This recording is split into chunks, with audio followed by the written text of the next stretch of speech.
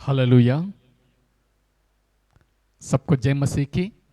जितने लोग ऑनलाइन में हैं यहाँ पर हैं, सभी को मैं फिर से इसी बाइबल स्टडी में मैं स्वागत करता हूँ।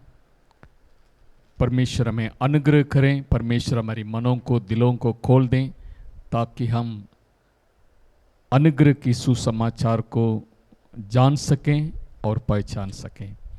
हालेलुया, हालेलुया, आमीन, हालेलुया।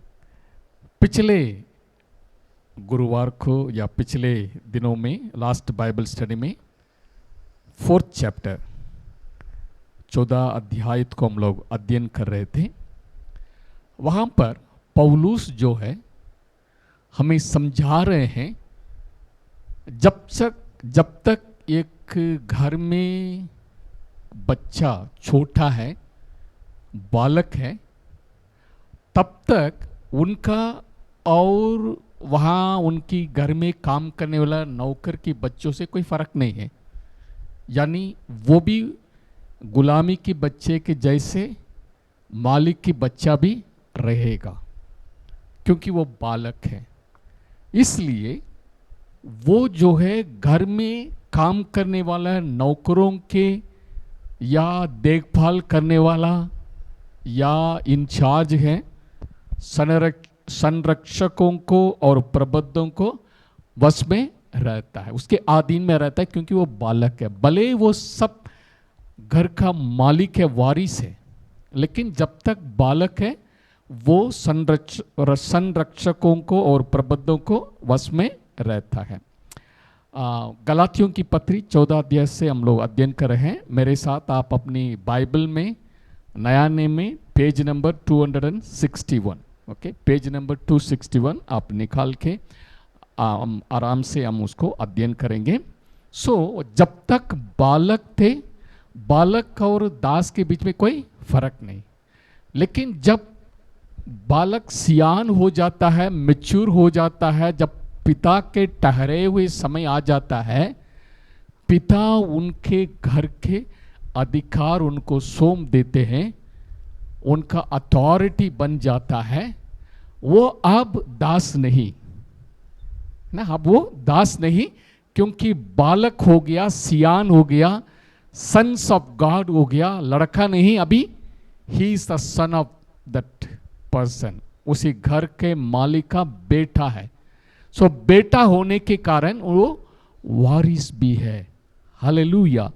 इस बात को पौलुस 4 अध्याय 1 से लेकर 7 अध्याय तक हमें समझा रहे हैं। आज हम आगे देखेंगे 8वें वचन से लेकर 20 वचन तक पौल की चिंताओं के बारे में हम देखते हैं। The concern of Paul over the churches in Galatia, Galatia प्रांत में जितनी कलीसिया पौलुस और उनके चेले लोगों ने स्थापित किया है, उनके बारे में एक बड़ी चिंता आ गया है। उस चिंताओं को यहाँ पर प्रकट करें। क्यों चिंता आ गए हैं? क्योंकि अनुग्रह की सुसमाचार पौलुस ने सुनाया और दूसरे लोग आके नहीं, आप मूसा के नियमों के पालन करना है, वो भी अच्छा है करके दूसरा शिक्षा लेके आ गए। इसलिए दोबारा रीति रिवाज में चले जाने के लिए वो कोशिश कर रहे थे। तब चिंता होके पौलुस इन बातों को लिख रहा है। इसलिए जो है 8 वचन के ऊपर लिखा है, गलातियों के विषय में पौलुस की चिंता, the concern of Paul over the churches in Galatia. 8 और 9 पद को पढ़ेंगे। गलातियों 4:8 से लेकर, पहले तो तुम परमेश्वर को ना जानकर उनके दास थे, जो स्वभाव से परमेश्वर नहीं, पर अब जो तुमने परमेश्वर को पहचान लिया, वरन परमेश्वर ने तुमको पहचाना, तो उन निर्बल और निकम्मी आदि शिक्षा की बातों की ओर क्यों फिरते हो? पौलुस जो है गलातिया प्रांतों के जो पहले उनका कैसे थे, इस बात को उनको स्मरण दिला रहे हैं। पहले तो तुम परमेश्वर को ना जानकर उनके दास थे, जो स्वभाव से परमेश्वर नहीं है। वो सभी के लिए बता रहे हैं, भले वो यहूदी हो, वो अन्य जाति हो, जो अन्य जातियों में से प्रभु को ग्रहण, सभी को बता रहे हैं यू डिडंट नो गॉड, पहले आप परमेश्वर को नहीं जानते थे। ओके और कुछ लोग जो कलाम को नहीं जानते थे, जो परमेश्वर भी नहीं थे, उसको मानते थे। इसलिए वो कहता है पहले तुम परमेश्वर को ना जानकर उनके दास थे जो स्वभाव से परमेश्वर नहीं। ओके वो स्वभाव से परमेश्वर नहीं, इसका मतलब संसार को सबको प्रभु ने एक समय तक छोड़ दिया है। सब अपने अपनी मनमानी के अनुसार जिए, अपनी जो चाहे वो करते थे। जैसे 4 अध्याय का 30वें वचन में लिखे है, वैसे ही हम भी जब पहले जब बालक थे तो संसार की आदि शिक्षा के वश में होकर दास बने हुए थे। संसार के आदि शिक्षा मतलब अलग अलग विचारधारा के ऊपर विश्वास करके भटक करते थे, जो वो स्वभाव की रीति से परमेश्वर नहीं थे। जिस परमेश्वर ने आकाश और पृथ्वी को नहीं बनाया उसको मानते थे, इसलिए लिखा है वो स्वभाव से परमेश्वर नहीं था। आदि शिक्षा के बारे में हम लोग चले गए थे। जैसे बालक एक घर में है, उनका और दास का कोई फर्क नहीं है। लेकिन क्या हुआ, पर अब जो तुमने परमेश्वर को पहचान लिया, यानी अनुग्रह की सुसमाचार के द्वारा परमेश्वर को पहचान लिया है, परमेश्वर आपसे प्रेम करते हैं, परमेश्वर ने आपको, आप जितनी गलत काम के हैं उसका दंड वो खुद उठा लिया है। Hallelujah hallelujah. इसलिए तुम तो परमेश्वर को पहचान लिया वो सुसमाचार के द्वारा, और ये भी कहता है परमेश्वर को पहचाना, वरन परमेश्वर ने तुमको पहचाना। ओके एक तो आप प्रभु को भी जान लिया है, वास्तविकता में परमेश्वर ने आपको चित्त लगा के प्रेम करके बुला लिया है। ओके आप प्रभु को जाने, लेकिन वास्तव में परमेश्वर ने इनिशिएशन लिया है, परमेश्वर ने आपको जान लिया है, आत्मा के द्वारा मसीह के पास बुला लिया है। अभी आप परमेश्वर को जानते हैं। हालेलुया। परमेश्वर कौन है? जिसने सबको बनाया है। इसलिए दोबारा उन निर्बल और निकम्मी आदि शिक्षा की बातों की ओर क्यों फिरते हो, जिनके तुम दोबारा दास होना चाहते हो। जो पहले थे आप लोग, जो स्वभाव से परमेश्वर नहीं थे, उसको मानते थे, रीति रिवाज को फॉलो करते थे, क्या अचानक कोई आके दूसरी सुसमाचार बताने के कारण आप लोग भटक गए हैं? दूसरा कोई सुसमाचार है ही नहीं। जिस सुसमाचार को मैंने आपको सुनाया, ये यीशु मसीह ने प्रकट की है। Hallelujah hallelujah. विश्वास के द्वारा एक व्यक्ति धर्मी बन जाता है, कर्म के द्वारा नहीं। हालेलुया।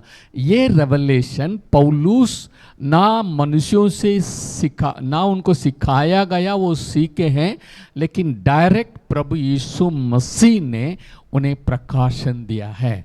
हालेलुया। इसलिए इसको अनुग्रह की सुसमाचार कहा जाता है। हालेलुया। इसलिए पौलुस चिंतित होके कहता है, उन दुर्बल और निकम्मी आदि व्यवस्था की ओर क्यों फिर से मोड़ के दासत्व में जाने के लिए सोच रहे हैं, उन शिक्षाओं के ऊपर क्यों जा रहे हैं। ओके इसमें दोनों हैं, जो यहूदी पंथ से प्रभु को ग्रहण किए हैं, और जो अन्य जातियों में से आके प्रभु को ग्रहण किए हैं, वो भी पहले जो स्वभाव से परमेश्वर नहीं उनको मानते थे। उन दोनों के लिए वो कह रहे हैं, अभी उन निर्बल और निकम्मी आदि शिक्षा की बातों की ओर क्यों फिरते हो। एक बोझ के साथ पौलुस जो है गलातिया प्रांतियों की कलीसिया के लोगों के लिए लिख रहे हैं। क्यों ऐसा उनको कहने का जरूरत पड़ा? 10 और 11 पद में हम देखते हैं। तुम दिनों और महीनों को और नियत समय और वर्षों को मानते हो। मैं तुम्हारे विषय में डरता हूँ, कहीं ऐसा ना हो कि जो परिश्रम मैंने तुम्हारे लिए किया है वो व्यर्थ ठहरे। हे भाइयों, थैंक यू। यहाँ पर पौलुस कहता है तुम में क्यों चिंतित है? तुम दिनों और महीनों और नियत समयों को और वर्षों को मानते हो। के आज भी हम संसार में देखते हैं जो जीवित परमेश्वर को नहीं जानते हैं उनका रीति रिवाज बहुत है। ओके, उनका रीति रिवाज बहुत है। आप जानते हैं अगर आज मंगलवार है या आज सोमवार है, कौन सी दिशा में आप खड़े होना है, कौन सी दिशा से आप घर से बाहर नहीं निकलना है, कौन सी समय बाहर जा सकते हैं, अंदर आ सकते हैं, कौन सा अच्छा समय है, बुरा समय है, कौन सा दिन अच्छा है, कौन सा महीना, ये महीना में कोई अच्छी काम नहीं शुरू करना है, ये महीना जाने दीजिए, इसी महीना में कोई शादी नहीं करना है, ये महीना जो है कोई भी मांसाहारी कुछ नहीं खोना है, सब शाकाहारी ही भोजन खाना है। रीति रिवाज से भरे हुए दिनों को, ओके, और सप्ताहों को, महीनाओं को और वर्षों को आप देख रहे हो। ओके, यहूदी लोग भी देखते हैं, अन्य जाति जो स्वभाव से परमेश्वर है उससे भी जो आए हैं वो भी देख रहे हैं। इसलिए वो कहता है कि मैं चिंतित हूं क्योंकि तुम दिनों और महीनों और नियत समयों को, वर्षों को मानते हो, जिससे आपको परमेश्वर ने आजाद किया है उसकी ओर दोबारा आप मोड़ रहे हैं, जो अन्य जातियों से कहता है। और जिस रीति रिवाज आप कर नहीं पा रहे थे, भोज के साथ दबे सब काम कर रहे हैं। यहूदी लोगों से भी लिखा है हर एक पर्व जो है मसीह में पूरा हुआ है, मसीह को दर्शाता है। सो व्यवस्था में दी गई जितनी पर्व है वो एक शिक्षक के रूप में मसीह को इशारा करता है। हम जो कह रहे थे उसको फुलफिल करने वाला यही है। अभी मसीह को पकड़ना है, इसकी आधीन में नहीं है। हालेलुया। जैसे पौलुस लिख लेता है यू आर ऑब्जर्विंग डेज, दिनों को आप देख रहे हैं। ओके, इसका मतलब जैसे यहूदियों के लिए व्यवस्था में दी गई है, लय व्यवस्था 23 अध्याय में, फिर यहोवा ने मूसा से कहा इस्राएलियों से कह कि यहोवा के पर्व जिनका तुमको पवित्र सभा एकत्रित करने के लिए नियत समय पर प्रचार करना होगा, नियत समय पर प्रचार करना होगा। को मेरे वे पर्व ये है, 6 दिन कामकाज किया जाए पर 7वें दिन परम विश्राम का और पवित्र सभा का दिन है, उसमें किसी प्रकार का कामकाज ना किया जाए, वो तुम्हारे सब घरों में यहोवा का विश्राम दिन ठहरे। ओके, विश्राम दिन को मानना, ओके, एक नियम, दिनों को मानना, पर्वों को मानना। उदाहरण के लिए मैं बता रहा हूं, लय व्यवस्था 23:5 में लिखा है पहले महीने के 14वें दिन 14th डे को गोधूली के समय यहोवा का पसा हुआ करें, और उसी महीने के 15वें दिन अगले दिन को यहोवा के लिए अख़मीरी रोटी का पर्व हुआ करें। उसमें तुम 7 दिन तक अख़मीरी रोटी खाया करना। उनमें से पहले दिन तुम्हारी पवित्र सभा हो और उसी दिन परम विश्राम का कोई काम नहीं करना, पर 7वें दिन तुम यहोवा का हव्य चढ़ाना है और 7वें दिन पवित्र सभा हो, उस दिन परम विश्राम का कोई काम नहीं करना। पर्वों में देखेंगे पहला दिन भी पवित्र सभा एकत्रित होना, 7वें दिन भी पवित्र दिन एकत्रित होना, और सबत के दिन भी आपके लिए पवित्र सभा एकत्रित होना और बलि चढ़ाना। और भी लिखा है 15 अध्याय 23 अध्याय 15वें पद में, फिर उन विश्राम दिन के दूसरे दिन से अर्थात जिस दिन तुम हिलाए जाने वाला बेंट के फूले को लाओगे उस दिन से पूरे 7 विश्राम दिन गिन लेना। इसी प्रकार, यानी उदाहरण के लिए मैं पढ़ रहे थे, इसी प्रकार 9 वर्ष का पर्व, ओके, 23 अध्याय 23 पद में लिखा है, फिर यहोवा मूसा से कहा, इस्राएलियों से कहकर 7वें महीने के पहले दिन को तुम्हारे लिए परम विश्राम हो। ओके, सो महीनाओं को नियुक्त किया है, 7वें महीना के पहला दिन और 10वें दिन में पश्चाताप का दिन, 15वें दिन जो है झोपड़ियों का पर्व है। और उसके बाद 25वें अध्याय में देखेंगे जुबली का वर्ष के बारे में लिखा है, सालों को भी मानना है, समझना है। लय व्यवस्था 25 का 8 पद से 7 विश्राम वर्ष अर्थात 7 गुना 7 वर्ष गिन लेना। 7 विश्राम वर्षों का ये समय 49 वर्ष होगा। तब 7वें महीने के 10वें दिन को अर्थात प्रायश्चित के दिन जय जयकार के महाशब्द का नरसिंगा अपने सारे देश में सब कहीं फूंकवाना और उस 7वें वर्ष को पवित्र मानना और देश के सारे निवासी के लिए छुटकारा का प्रचार करना। वो वर्ष तुम्हारा यहाँ जुबली कहलाएगा। उसमें तुम अपनी अपनी निज भूमि और अपने घराने में लौटने पाओगे। यानी वर्षों के भी मानना वो जुबली वर्ष है। ओके, वो 49वें वर्ष में मानना है, उसका 50वें वर्ष जो है जुबली ईयर, उस समय कोई काम नहीं करना। और आगे पढ़ेंगे, आपको मालूम है उस समय ना बोना ना कटनी करना, जो भी अपने आप उगता है उसको नहीं बटोरना, डायरेक्ट जो चाहिए आप खेत में जाके वैसे ही डायरेक्ट खा सकते। इतनी रीति रिवाज नियम सालों को, वर्षों को, महीनों को मानने का, उसी बोझ में क्यों आप दोबारा वापस जा रहे हैं। ओके, यहूदी भी दोबारा उस सारी नियमों को पालन करने के लिए वापस जा रहे हैं। जो अन्य जातियों में से आगे वो भी दिनों को, महीनाओं को, सप्ताहों को जानने के लिए और यहूदी पंथ में आके इसमें मानने के लिए तैयार हुए हैं। इसलिए पौलुस कहता है मैं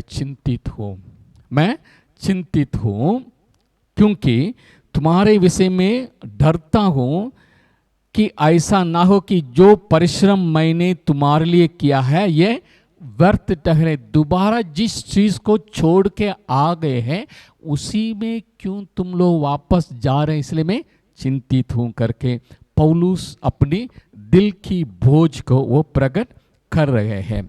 आगे हम पढ़ेंगे, 12वीं पद पढ़ेंगे।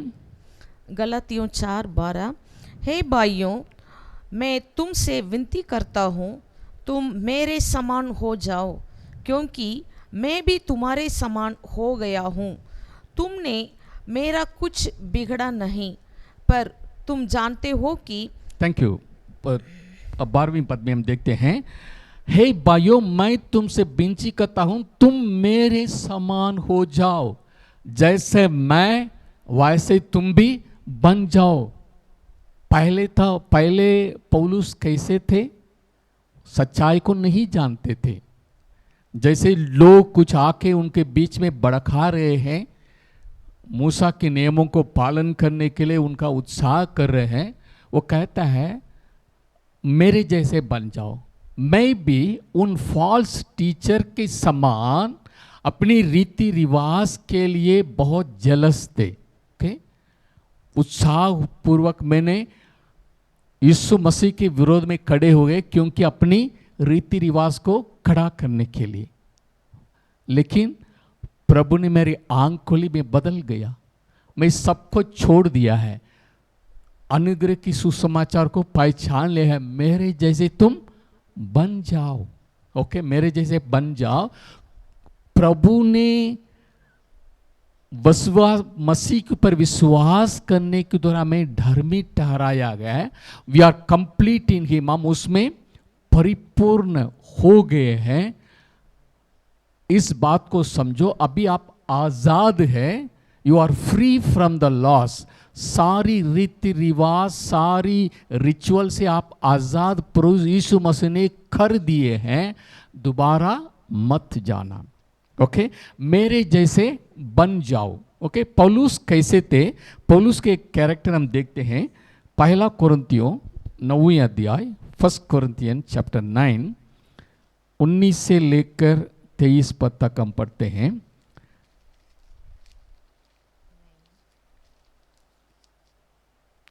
पौलुस अपने बारे में कहता है वो सबके लिए कैसे भी ये अनुग्रह की सुसमाचार को लोगों तक पहुंचाना है, लेके आना है। इसलिए वो अपने आप को दास होके सभी को सेवा कर रहे हैं। कैसे सेवा कर रहे हैं? क्योंकि सबसे स्वतंत्रता होने पर भी मैंने अपने आप को सबका दास बना दिया है कि अधिक लोगों को खींच लाऊं। हाँ, मैं स्वतंत्र हो गया हूं, लेकिन कई बार मैं दूसरों के लिए गुलामी बन के मैं सेवा करता हूं ताकि वो इस सच्चाई को जानने पाए। मैं यहूदियों के लिए यहूदी बना कि यहूदियों को खींच लाऊं। जो लोग व्यवस्था के अधीन हैं उनके लिए मैं व्यवस्था के अधीन ना होने पर भी व्यवस्था के अधीन बना कि उन्हें जो व्यवस्था के अधीन है खींच लाऊं। 21 व्यवस्थाहीनों के लिए मैं जो परमेश्वर की व्यवस्थाहीन नहीं परंतु मसीह की व्यवस्था के अधीन हूँ। व्यवस्थाहीन सा बना कि व्यवस्थाहीनों को खींच लाऊं। हाँ, पौलुस कहता है मैं सबके लिए सब बन के इस सुसमाचार का सुनाता हूं, वैसे ही तुम भी बनो, सुसमाचार को बिना रुकावट यहूदी के लिए प्रचार कर सकें और अन्य जातियों के लिए भी प्रचार कर सकता हूं। वैसे ही तुम भी आज़ादी जो दिलाया गया मसीह इसमें, उसी आज़ाद में बने रहो, दोबारा गुलामीपन में मत जाओ, मेरे जैसे बन जाओ। मैं पहले गुलामी थे व्यवस्था के लिए, लेकिन प्रभु ने मुझे आजाद कर दिया, हालेलुया। लेकिन मैं उसी व्यवस्था के आधीन में नहीं, मैं मसीह के व्यवस्था जो प्रेम की व्यवस्था है उसके आधीन में मैं आ गया हूं। इस बात को वो समझा रहे हैं। आगे हम देखेंगे गलातियों 4:13 और 14। पर तुम जानते हो कि पहले पल मैंने शरीर की निर्बलता के कारण तुम्हें सुसमाचार सुनाया और तुमने मेरी शारीरिक दशा को जो तुम्हारे परीक्षा का कारण थी तुच्छ ना जाना, ना उसे घृणा की और परमेश्वर के दूत वरन स्वयं मसीह के समान मुझे ग्रहण किया। Thank you. यहाँ पर देखते हैं 13, 14 और 15 भी पढ़ सकते हैं। तो वह तुम्हारा आनंद मनाना कहा गया। मैं तुम्हारा गवाह हूँ कि यदि हो सकता हो तो तुम अपनी आंखों को भी निकाल कर मुझे दे देते। हाँ, तुम अपनी आंखें भी निकाल कर मुझे दे देते। इतना हमारी व्यवहार था, इतना हमारा प्रेम था, जैसे मैं आप लोगों की सुसमाचार सुनाने के समय मेरा स्थिति आप जानते हैं। ओके, तुम जानते हो कि पहल मैंने शरीर की निर्बलता और कारण तुम्हें सुसमाचार सुनाया। ओके, पौलुस कैसे ऐसे निर्बलता हो गए हैं और बोल रहे हैं, और तुमने मेरी शारीरिक दशा को जो तुम्हारी परीक्षा का कारण थी तुम तुच्छ ना जाना। ओके, ना उससे घृणा की, वरन परमेश्वर के दूत की वरन मसीह के समान मुझे स्वीकार किया, मेरी बातों को सुना। अगर मुझे अपनी आंख की जरूरी है, मैं अपने आंख देता हूं। ऐसे आप लोग प्रेम दिखाते थे। ओके, अब क्या हुआ उनको समझा रहे हैं। कहता है क्यों पौल ऐसा बात करता है, मैं ऐसी दशा में तेरे समूह का के निर्बलता के कारण तुम्हारे सुसमाचार सुनाए करके बोल रहे हैं। एक इंसिडेंट्स को हम पढ़ेंगे प्रेरितों के काम 14 अध्याय 14th चैप्टर वर्स 19 and 20। प्रेरितों के काम 14th चैप्टर 14 अध्याय पेज नंबर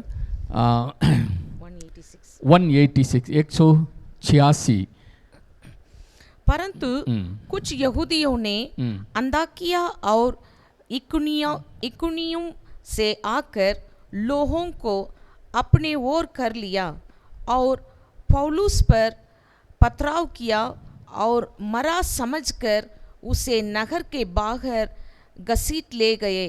पर जब चेले उसके चारों ओर आ खड़े हुए तो वो उठकर नगर में गया और दूसरे दिन बरनबास के साथ दिरबे को चला गया। ओके, ये इंसिडेंट्स कहाँ हुआ? लुस्त्रा एक सिटी है जो पहले अंताकिया जो आसिया में है, अंताकिया में प्रचार किए, वहाँ लोग विरोध किए। उसके बाद वहाँ से इकुनियुम में आ गए।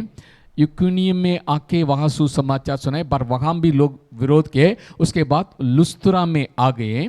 ओके, लुस्त्रा में एक जन्म की व्यक्ति को चंगा किया। तब लोगों ने सोचा ये भगवान ने देह धारण हो के हमारे बीच में आ गया करके पौलुस और बरनबास को बलि चढ़ाने के लिए तैयार हुए। तब पौलुस और बरनबास ने उनको रोका, हम आपके जैसे इंसान हैं, जीवित परमेश्वर को मानो करके प्रचार के। वहीं पर जो लोग अंताकिया और जो है इकुनियुम से आए हैं, वो वहाँ की लुस्त्रा के लोगों को भड़काया। ओके, पौलुस और बरनबास के विरोध में उन लोग उस्काया लोगों को। उन लोगों ने क्या किया? पत्रवाह किया और पौलुस पर पत्रवाह किया और मरा समझकर उसे नगर के बागर घसीट ले गए। परमेश्वर के वचन में ये सारी बातें इसलिए लिखा है ताकि पौलुस कितनी गंभीरता से घायल हुए हैं, कितनी गंभीरता से वो तकलीफ उठाए प्रभु की वचन सुनाने के लिए, इसको समझाने के लिए बताया गया है। पौलुस पर पत्रवाह किया और ये यहाँ तक पत्रवाह किया, वो सोच रहे थे ये मर गया है, हमने पौलुस को खत्म कर लिया है, ये आगे प्रचार नहीं कर सकते हैं, मर गया है। क्योंकि आप जानते हैं यहूदी किसी को पत्रवाह करते हैं, छोटे पत्थर नहीं, बड़े बड़े पत्थर से मारते हैं ताकि वो मर जाए, जल्दी मर जाए। ओके, वो पत्रवाह किया, उसके बाद मर गया समझकर वैसे नहीं छोड़े। ओके, ये हमारा शहर लुस्त्रा शहर खराब हो गया है इनके खून के कारण। इस शरीर को मतलब एक तरीके से उस शरीर हमारे इस नगर में नहीं, इसको बाहर फेंकना है करके शहर के बागर हाथ से उठा के नहीं गए, घसीट के लेके गए। हम कल्पना नहीं कर सकते। ओके, लिखा है ये समझकर उसे नगर के बागर घसीट ले गए कि मर गया करके। यानी एक व्यक्ति को 1 किलोमीटर समझ लीजिए, एक शहर के अंदर से बागर तक कितने किलोमीटर हमको मालूम नहीं है, वहाँ से एक व्यक्ति को वो मर गया समझकर पैर पकड़कर खींचे जाएंगे, वो आगे पीछे कितना चोट लगेगा, उस शरीर का हालत क्या होगा हम सोच नहीं सकते। इसलिए कहता है मैं ऐसी दशा में आके आप लोगों को सुसमाचार सुनाए हैं। वो कहता है तुम जानते हो कि पहली पहल मैंने शरीर की निर्बलता के कारण तुम्हें सुसमाचार सुनाया और तुमने मेरी शारीरिक दशा को जो तुम्हारे परीक्षा का कारण थे, क्योंकि लोग कहीं भी जाए पीछे आके भड़का रहे थे और उनको मानने वालों को भी तकलीफ दे रहे थे। ये मेरे कारण परीक्षा भी हुई आपके ऊपर, लेकिन आप लोग मेरी शरीर की दुर्बलता से गिरना नहीं किया है। और परमेश्वर के दूत के वरन स्वयं मसीह के समान मुझे ग्रहण है। आप लोग मसीह के सुसमाचार को, सत्य को सुनाए करके मुझे ऐसे आप लोग ने स्वागत किया है। अगर मैं उस समय मेरा आंख में इतना चोट लग गई, मुझे मालूम नहीं आगे मैं देख पाऊंगा नहीं पाऊंगा। अगर मैं कहूँ मेरे आंख ऐसे मतलब वो खराब है, वो देख नहीं पाएंगे, तब आप लोग इतनी मेरे ऊपर प्रेम था, हम अपनी आंखों को भी मैं निकाल के दे दें करके, मांगे तो देने के लिए आप लोग तैयार हैं।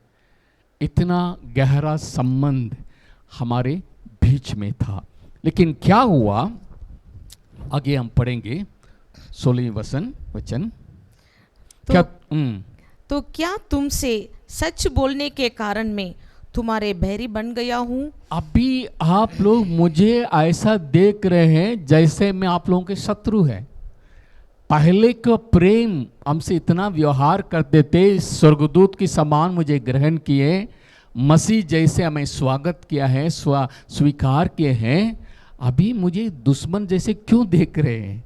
वो बोल रहे हैं जो लोग आपको शिक्षा दिया है उनका उद्देश्य आपकी भलाई के लिए नहीं है, आपकी गुलामी बनने के लिए, तुम उनके सहारे में जीने के लिए वो सोच रहे हैं।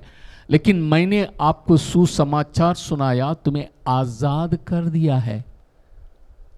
वो प्रेम कहाँ चला गया है? इसलिए सवाल कर रहा है, क्या मैं तुमको सच्चाई सुनाने के कारण दुश्मन बन गया है? 17 और 18 पद पढ़े। वे तुम्हें मित्र बनाना तो चाहते हैं, पर भले उद्देश्य से नहीं। हाँ, उनका उद्देश्य ये नहीं है आप फ्रीडम में रहें, नहीं नहीं, उनका उद्देश्य ये नहीं है आप उनकी गुलामी बन जाएं और हर समय जो आज़ाद मसीह ने दिया है उसको छीन लें और आपको गुलामी बनने का उनका इरादा है। वो अच्छी बात के लिए आपसे मित्रता नहीं बन रहे हैं, इसको जानो समझो करके बता रहे हैं। आगे, वरन तुम्हें अलग करना चाहते हैं कि तुम उन्हीं को मित्र बना लो। पर यह भी अच्छा है कि भली बात में हर समय मित्र बनाने का यत्न किया जाए। हाँ, अच्छा काम के लिए करेंगे, कोई प्रॉब्लम नहीं। ना केवल उसी समय की जब मैं तुम्हारे साथ रहता हूँ। हे मेरे बालकों, जब तक तुम भी मसीह का रूप ना बन जाएं, तब तक मैं तुम्हारे लिए फिर जच्चा की सी पीड़ाएं चाहता हूँ। ओके, वो कहते हैं अपने दिल की दर्द को वो बता रहे हैं। मैं सच्चाई सुनाने के कारण क्या मैं आपको दुश्मन बन गया हूँ? ओके, दुश्मन बन गया हूँ। मैं आपको जानता हूँ। ओके, वो लोग आपके मित्र बनाना चाहते हैं लेकिन उनका विचार बुरे हैं, मेरे जैसे वो नहीं सोच रहे हैं, आप अलग करने के लिए वो सोच रहे हैं। इस बात को समझाते हुए बता रहे हैं, मेरे अंदर एक ऐसे बोझ है, मेरे बालकों, हो माय लिटिल चिल्ड्रन। ओके, पौलुस यहाँ पर ये प्रेमी शब्द को इस्तेमाल करता है, हे मेरे बालकों, जब तक तुम में मसीह का रूप ना बन जाए तब तक मैं तुम्हारे लिए फिर जच्चा की सी पीड़ाएं सहता हूँ। जैसे एक माँ बच्चा जन्म देने के समय पीड़ा सह लेती है, मेरे अंदर एक माँ की जैसे मेरा अंदर एक बोझ हो गया, क्योंकि मैंने आपको मसीह में जन्म दिए हैं। ओके, आप मेरा बालक है, you are my little children. Okay, अभी जो है इसको छोड़ के गलत दूसरी विचारधारा में जाने सोच रहे हैं। मैं दोबारा आप वापस आने के लिए जैसे जच्चा जन्म देने के लिए पीड़ा सहते, वैसे पीड़ा दर्द मेरे अंदर हो रहा है। पौलुस जो है, he loves the congregation, वो गलाती प्रांत के जिन लोगों को प्रभु में लाए हैं उनके अंदर बोझ है। हालेलुया, वो सत्य में बने रहें, सत्य के ऊपर चले। जब बिगड़ के जा रहे हैं तब उनके अंदर ये दर्द हो रहा है, इसलिए एक माँ के जैसे बोल रहे हैं, मैं अभी दर्द में हूं। दूसरी एक जगह में कहता है मैं आपका पिता हूं। ओके, मैं आपका पिता हूं, मैंने आत्मिक पिता हूं, मैंने आपको जन्म दिया है। यहां पर मां के रूप में कहा है, एक जगह में पिता के रूप में बता रहे हैं। पहला कुरिन्थियों 14 अध्याय 15th verse, 1 Corinthians chapter 4 verse 15, page number बता दें, पेज नंबर 230, 230, पहला कुरिन्थियों 14 अध्याय 15 वचन। क्योंकि यदि मसीह में तुम्हारे सिखाने वाले 10,000 भी होते, तुम्हें शिक्षा सिखाने वाले 10,000 भी होते, तो भी तुम्हारे पिता बहुत से नहीं। लेकिन पिता एक ही है, तुम्हारा बहुत सी पिता बहुत से नहीं है।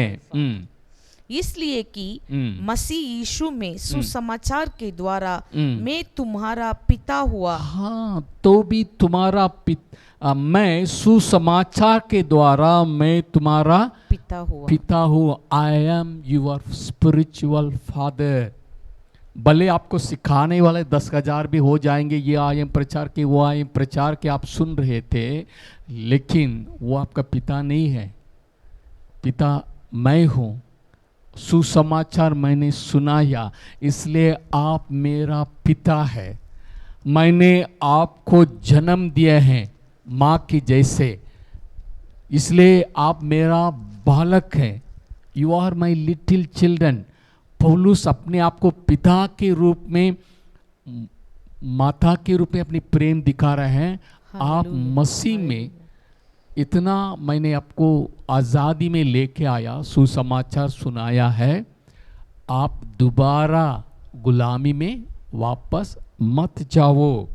हालेलुया। इसलिए 19 और 20 पद को फिर से मैं पढ़ लेता हूँ। हे मेरे बालकों, जब तक तुम में मसीह का रूप ना बन जाए, दोबारा आप व्यवस्था को छोड़ के जब तक केवल मसीह को तब तक ना पकड़ेंगे, मेरे अंदर बोझ है। ओके, मैं तुम्हारे प्रति उलझन में हूँ। ओके, वो कहता है इच्छा तो ये होती है कि अब तुम्हारे पास आकर और ही प्रकार से बोलो, यानी मैं डांटने के रूप में आ जाऊं, जैसे बच्चे को थोड़ा सुधारने के लिए करते हैं। इसलिए कहता है क्या मैं तुम्हारे पास आकर और ही प्रचार से बोलूं और प्रकार से बोलूं, क्योंकि तुम्हारे विषय में मैं उलझन में हूं। ओके, इंग्लिश में I am doubt about you, क्या आप लोग दोबारा गुलामी में चले जाएं करके मेरे शक है, मैं उलझन में हूं करके अपनी चिंताओं को बता रहे हैं। जैसे एक पिता माता अपने बिगड़े हुए बच्चों के ऊपर उनका चिंताएं हैं, वैसे ही पौलुस गलाती प्रांतियों को कलीसिया के लिए इतनी चिंताएं हैं। पहले तुम लोग गुलामी में थे, जो परमेश्वर नहीं थे उसको मानते थे, आदि शिक्षाओं पर चले जाते थे, रीति रिवाज पर, दिनों को, सप्ताहों को, महीनाओं को, सालों को सब मानते थे, बोझ में दबे हुए थे। लेकिन मसीह ने तुम्हें आज़ाद किया है, मेरे जैसे बनो। मैं भी पहले उन लोगों के समान थे, अपनी व्यवस्था के लिए खड़े थे, लेकिन अभी मसीह ने मेरे आंखें खोली, मेरे जैसे तुम बनो। स्वतंत्रता के साथ सुसमाचार प्रचार करने के लिए मेरे जैसे बनो। मैं आप लोगों के लिए चिंतित हूँ, मैं आपका पिता हूँ, आप मेरे बालक हैं। मैं सच बोलने के कारण मैं दुश्मन बनना नहीं चाहता हूँ। मैं सच बोले हैं इसलिए क्या मैं दुश्मन बन गया? पहले कितना संबंध था, ऐसी दशा में मैं आपके सुसमाचार सुनाया, लेकिन आप लोग मेरे ऊपर, मेरा शरीर की दशा से घृणा नहीं की। स्वर्गदूत जैसे मुझे मानते थे, मेरी शब्दों को मसीह के शब्द के जैसे आप लोग मानते थे, वो सब कहाँ चला गया? हे बालकों, वापस आ जाओ।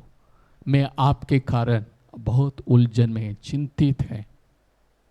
ये परमेश्वर के प्रेम पौलुस अपने अंदर से व्याकुल रूप में प्रकट करता है, यानी कलीसिया के लोगों के पर, इनका ऊपर बड़ी बोझ है, चिंताएं हैं। हालेलुया। पौलुस बार बार इसी गलाती किताब के ये लिख रहा है, एक ही कारण है, अनुग्रह के सुसमाचार को लोग पहचाने, रीति रिवाज कर्मों के ऊपर अपने ध्यान को हटा के मसीह की क्रूस के ऊपर अपनी ध्यान लगाएं। सब कुछ अनुग्रह वहीं से शुरू होती है। आइए प्रार्थना करें।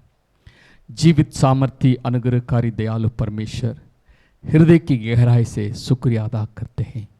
आज प्रभु पौलुस की बोझ या पौलुस की गलाती प्रांतियों की कलीसिया के ऊपर जो चिंता है, अपनी वचन से मैं सिखाया प्रभु हम प्रार्थना करते हैं इस अनुग्रह की सुसमाचार से कोई हमें अलग ना करें। हमें कर्मों के ऊपर नहीं, जो मसीह ने सूली पर जो कर चुके हैं हमारे लिए, उस पर विश्वास करके हम आगे बढ़ सकें। धन्यवाद देते हुए हम प्रार्थना करते हैं, मन की प्रकाशन दीजिए। पवित्र आत्मा, हम धन्यवाद देते हैं, आपने हमें समझाया प्रभु, और भी आपकी इसी सच्चाई को गहराई से हमें समझाइए। हम खुले मन से आपसे सीखना चाहते हैं, जानना चाहते हैं, आप हमें सिखाइए प्रभु। हम आपकी अनुग्रह के अधीन में रहें, मसीह की अधीन में रहें। ये प्रार्थना हमारे उद्धारकर्ता प्रभु यीशु मसीह के पवित्र नाम से मांगते हैं। सुनिए और ग्रहण कीजिए स्वर्गीय पिता। आमीन आमीन। परमेश्वर आपको आशीष दे। आप